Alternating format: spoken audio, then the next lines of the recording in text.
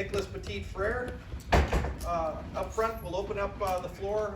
Front row left, Nathan Baird, Stephen Means, Cleveland.com. We kind of look alike, I get it. No, you don't. Can you, just in the small amount of film that you guys have probably looked at them already, can you just break down what makes Aiden Hutchinson and David Njoku hard to stop, and what makes them different as pass rushers? They're talented, they're fast, they're athletic, they're strong. I mean, they're everything that you would imagine a great defense end to be. And, you know, they're a great challenge for us this week.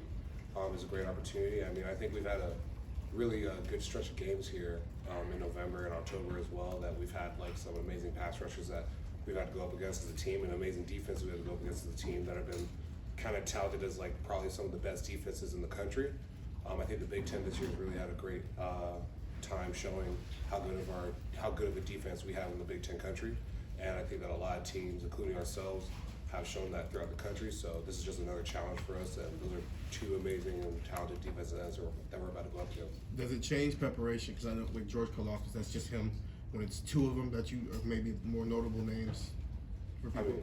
I mean, almost every person we play is pretty notable. I mean, like I said, like every single week we've gone up against amazing players, and although some guys maybe don't have the same notoriety as the other players that we're talking about, almost every single week there's always some talented guy that we're going up against that have an amazing moves and have an amazing skill set, and we prepare for them like we prepare for them every single week, which is we work hard, we have a great Tuesday practice, have a great Wednesday practice, have a great mental day on Thursday, another mental day on Friday, and get ready for the game on Saturday. Front row right, Joey Kaufman, Columbus Dispatch. Nick, last week you went through senior day. What motivated you to do that? Was that your last game at the shoot? The reason that motivated me for me to have a senior game was because I graduated this fall. Right now it looks like I'm gonna possibly graduate with possibly like a 3.5 or like a 3.7 for this fall semester. And with that being said, I should be done with all my classes academically for me to have my degree of business marketing. So I decided that since I was going to be graduating, that's the reason why I wanted to go and walk, because it was a testament not only to myself when I came here, that was one of the main missions, was for me to go and get my degree as quickly as I can, whether that had been 3.5 years that we always talked about, or 4 years as well. But also it was a testament to my mom, because one thing that me and her always talked about was that I wanted to be the first male in my family to ever get a college degree. And that was something that I was really passionate about, and that's something that I strived for every single year that I've been here. And I felt like that was a testament to her, that I would give her the opportunity to see me walk when I got my degree, and I felt like this was a great opportunity for us just to walk. Front row right, Austin Ward, Letterman Row. I don't think you graded out as a champion last week. Is that Jerry's fault that he just let you off, or was there something last week that you didn't? That is Mike's fault, actually. I was letting me confused. I was like, I graded out 85%. All right, so you were a champion. Yeah. Okay. I was like, dang, I guess something happened. I guess we check the film back. Okay. Well, we had to double check because the name wasn't on there. I thought that would have been surprising because you seemed like you played pretty well. Yeah, I mean, at the end of the day, I mean, the offensive line played well. You know, our team played well. Our offense came up against a great team, against Michigan State. They were ranked coming into the shoe and senior day, and it was just last home game of the season, and we always wanted to play our best for our fans and play our best for Buckeye Nation. And I feel like we were able to do that. We came out rolling in the first quarter and second quarter really well, and then we were just striving through in the third and fourth quarter. Our defense had an amazing game as well. So in terms of me playing well, I think I played well because the team played well, and that's usually how it goes, because we always talk about if you do your job and everyone does their job, we'll always do that. Sorry, Jake. That's no problem. And I do have NPF down on my list of champions this week, so I blame Mike. We'll go to the far left, Jacob Bench, the Lantern. And Nicholas, we talked with Ryan about how you're part of the #1 offense in the country, and you're going against a defense that is top 10 in the country, top 3 in the Big Ten. Do you view this week as going to be the biggest challenge you going against in terms of defense this season, and why do you feel the way you do? I mean, I think it's the biggest challenge because it's the team up north. I mean, regardless of what they're ranked or anything like that, at the end of the day, this is one of the greatest rivalry games in all of sport. It's called the game for a reason, you know? And it's one of the most taxing and most energy that we ever give to any single game, any single opponent that we have, because we prepare for it for 365 days a year. So it's just, that's the reason why I would think it's probably the most challenging, because we know that they've been preparing just like we have, and we're here for us to go and try to win that game, because that's probably one of the biggest games of the year, and that's what makes and breaks our season.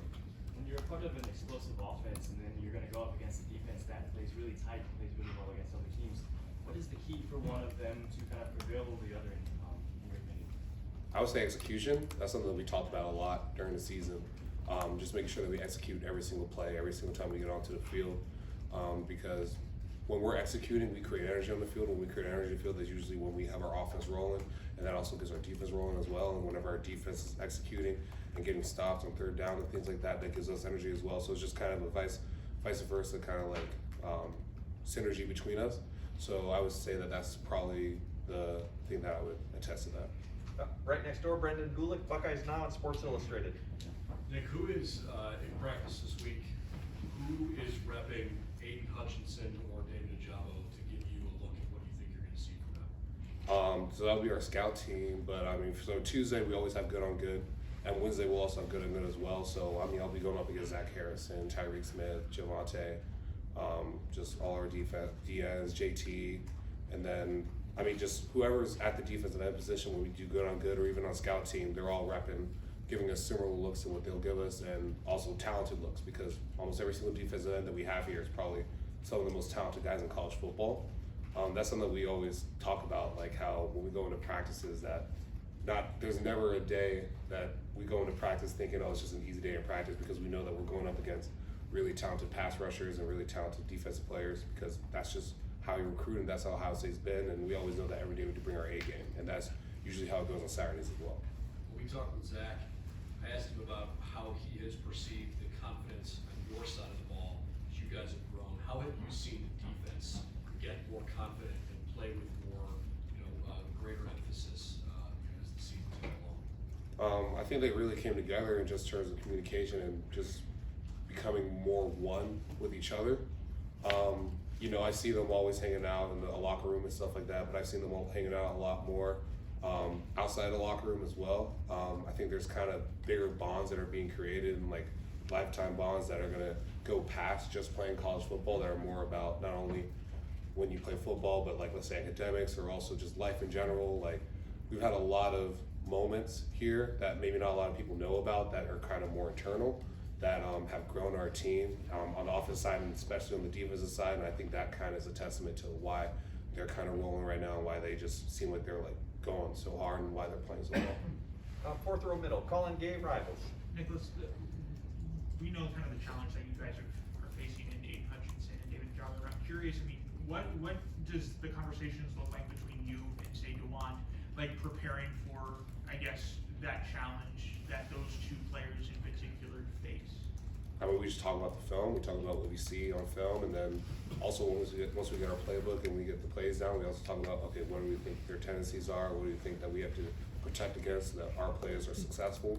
So that's usually what the conversations between him and I are on a day-to-day basis. Is it, has DeWant kind of, molded into kind of someone you're like, yeah, this is someone I trust on the end to kind of make sure, because Michigan has a distinct pass rush, and a lot of pressure being put on the backfield, and it's affected a lot of other Big Ten teams. So I'm curious, I mean, is he someone that you're like, yeah, this is someone that we can trust to make sure they don't get to CJ or Trevion in the backfield?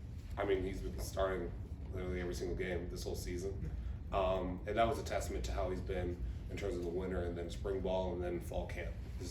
That's something that we as an offensive line saw, Coach Studd saw, and then also Coach Day saw, and we all felt that, you know what, he's been having a great time.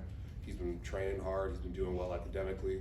He's been doing well socially with the team and everything like that, and that usually culminates into someone getting playing time, and then in his position being able to become a starter, not only being a starter, but being one of the best players in college football right now. He's really showing out, and for his first year playing, like, I couldn't imagine him having a better season. Front row middle, Nathan Baird, Cleveland.com. Going back to what you were saying about the execution and how that kind of creates energy with the offense, did something feel like it got corrected between Nebraska and Purdue, and that's creating the energy you guys are playing with right now? I wouldn't necessarily say that something got corrected. What I would say is that we executed better. Because at the end of the day, the only thing that can stop us is ourselves. At the end of the day, that's kind of what we say here, is that we're a good enough team for us to go out and compete and for us to score on almost every single team in the nation. But the thing that can stop us is more about ourselves and how if we don't prepare well, or if we don't execute well during practice, or if we don't have a great mental day on Thursday or a mental day on Friday. Like, those are the things that can contribute to us not performing well on Saturdays. So I think there's probably been a heightened sense of focus in terms of every single day and making sure every rep counts. And I think that's kind of contributed to why we've been playing well and why we maybe sputtered a little bit midway through the season, but then we also picked it back up. It also was a testament to our resiliency and our ability for us to take one play, maybe or one game, and if it wasn't the best game, to push it aside and say, look, we have another week, we have another opponent, we can't dwell on the things that go wrong. We have to improve. Whether or not we do well during the week or not, we have to improve and find a way to get better. You were also missing Tariq Smith for a good chunk of the season from those good-on-good practices. How has it changed those since he's been back? I mean, he's gotten more competitive. I mean, regardless of the fact of if he was injured or not, or if he wasn't at practice or not, like, we still have to compete every single day. But just adding a Tariq Smith to a defensive line like that is just adding another amazing player. Like, it's not like, you know what I mean? Like, the defensive line is probably one of the best in college football, and you're just adding to it. That's usually how it goes. That we never really have to create a whole new defensive line. We always have great defensive linemen that come in every single year. And with that, I never really say that, oh, we need to add to the defensive line. It's like, they just added this guy. And although they maybe replaced a guy from a year past, it's like, no, they're not really replacing. They improved the guys that they already had. So the defensive line is still going to keep improving. And every single year they improve and get even better. And they compete even harder every single year. So that's kind of how I see that, is that although he wasn't there, we still have amazing practices. We still had hard practices against really good guys. Just adding him just made it even harder and a better challenge and more competition during the week. Got time for just a few more. Front row middle, Bill Rabinowitz, Letterman row. Yeah. No offense, but he's doing Formerly, and now the dispatch. Founder. It's just all about promoting you guys. We're just trying to get a lot of promotion out there. Sweet's getting to you, Jerry. Your adrenaline will be high just because of the rivalry anyway, but is it extra going against, let's say, Hutchinson, just knowing that battle within the battle is gonna be such an important part of the game? It's the team up north. Enough said. It's the team up north. I mean, the best is the game. Like, that's what fuels this rivalry. And every single year names change on different people's back plates and stuff like that, and jersey numbers change. But at the end of the day, the rivalry will never change. It's a rivalry that's been long-standing, long before I was here, long before my grandparents were here, and it's this rivalry that is probably one of the best in college football, one of the best in sports in general. And how well do you think you played this year? And in terms of Hutchinson in particular, you're obviously a talented guy, but his relentlessness is kind of off the charts. What's the challenge when you face a guy like that, and does that kind of ramp it up for you, knowing that he's never going to stop? Responding to the first part of your question, I think I played well. I mean, overall, every single week I'm always looking to improve. There's never been a week that I've said that I played perfect, and no matter what I had in terms of how we graded out here or whatever we did on the field, there's always room for us to improve. That's something we always talked about, that there's always room for us to improve as offensive linemen. And in terms of Hutchinson, I mean, he's just an amazing player, has an amazing motor, a great defensive end. I think he's probably one of the more talented guys in the country in terms of playing defensive end, and has great aspirations past college football as well. So just another great, amazing challenge that we were gifted and afforded, and it's just an awesome opportunity, and it's the game. So Right behind him, Doug Lesmerises, Cleveland.com. I hope this question doesn't sound silly, but for a team like Michigan, a lot of teams do this. Hutchinson and Ojabo are going to flip-flop sides, right? From snap to snap, I think you may not know who you're going to be going up against until they line up. In that situation, do you note, okay, now it's Hutchinson, or now it's Ojabo, okay, I remember he likes to do this, I think he's going to do this. Or do you just get ready to play and then react to what happens? Like, how much do you note who it is that you're blocking on play? it's a little mixture of both. I would say that the preparation of understanding the opponent and understanding the person you're going up against comes throughout the week of practice, and that comes into the game. And then once you're in the game, you usually remember those keys and those tips and tricks that you had. But then also it comes with the football IQ of just playing a game. You know, you can never expect what the other side's going to do, and even though you maybe have keys and tips and tricks on the person, at the end of the day, you got to play football. The game's never changed. That two teams are going to go play. There's a ball. Got to go score more points than the other team. At the end of the day, that's all that matters. And you just got to go out there and compete and play this awesome game. And then weekly, you know, there'll be different data sites around college football that'll put stuff on social media. DeJuan Jones and Nicholas Petit-Frere didn't allow any hurries, didn't allow any pressures this week. Do you and DeJuan, I mean, with the way you guys chart stuff, are you and DeJuan aware of which one of you has given up the fewest sacks, the fewest pressures, whatever? Is there any little competition between the two of you? We'll know in film. Like, we'll usually be told if we give up a pressure or a sack in film, you know, like, we'll usually be told about it, and we'll figure out ways for us to fix it. But in terms of like all like the statistics and all the grade outs and things like that from like different sources, I mean, it's great, and it is very nice and rewarding to have people come and say good things about us or say that we've been performing well. But at the end of the day, as long as our team's winning and we win every single week, and we're 1-0 for the week and we go on to the next week, that's all that really matters. And usually when you win, things like that happen because you win. You know, so if you lose, things like that won't happen. So that's kind of how we see it, is that if we keep winning and we keep performing, if we keep winning, we will perform well, and then the accolades will come with it. And we don't really harp on it, but what we will do is if there are issues and things that we can fix, we'll make sure that we fix those, and we make sure that we enhance the good and we fix the bad things. Right next door, Tim May, Letterman Row. Nick, did you ever play quarterback? I'm trying to remember. Ever? You No. always had the X on your helmet, right? I don't know if we had X's. We had just a weight limit back in Pee Wee, so anyone could have played quarterback. But I think I played running back maybe for like half of flag football season. Yeah. So, Well, what I'm getting to here is, as much as you feel the pressure or whatever you want to call it going into this game to build up, the quarterback has his hands on the ball every play. It really comes down to how that guy plays in these kind of games and stuff. And it looked like last week, C.J. Stroud seized the moment like never before. What is your sense of your confidence in this guy going into this game with everything on the line, everything y'all are built for to this season, to this point? What is your sense of confidence in this guy compared to maybe going into that Minnesota game a long time ago? same confidence I had in Minnesota as well. I mean, I've seen CJ from winter workouts and how he's developed and how he's became a leader, and I've seen him how he grew into his role during spring ball. I've seen how when we came back from spring and how he worked out and how hard he worked during the summer and how he was in his playbook and learning plays and drawing up schemes and things like that, and his testament to the game and how much he wanted to prepare every single day.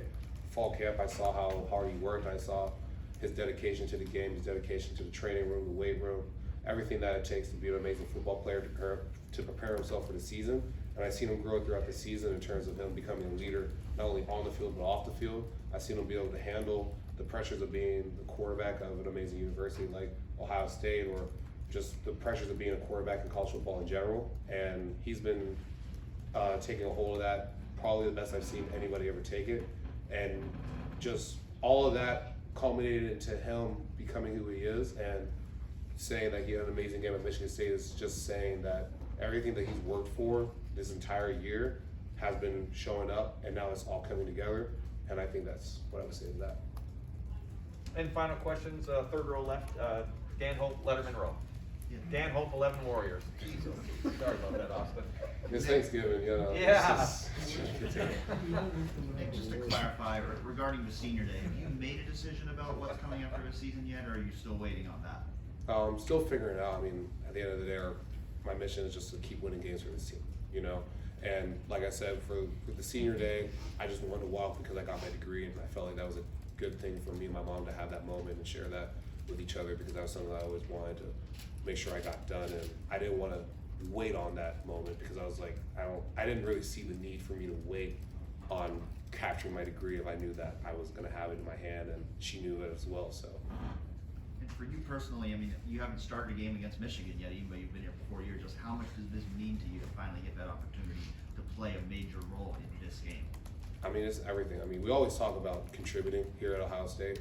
We always talk about not only contributing in terms of just the season in general, but in this game, in the game. And, you know, it's just amazing to be a part of the history. It's amazing to be a part of what it means to be a part of the game and to go up against a team like that and to have my name etched in the history books in terms of being able to play in a game like that.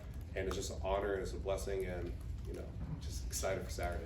Great. Nicholas, thank you very much. Thank you.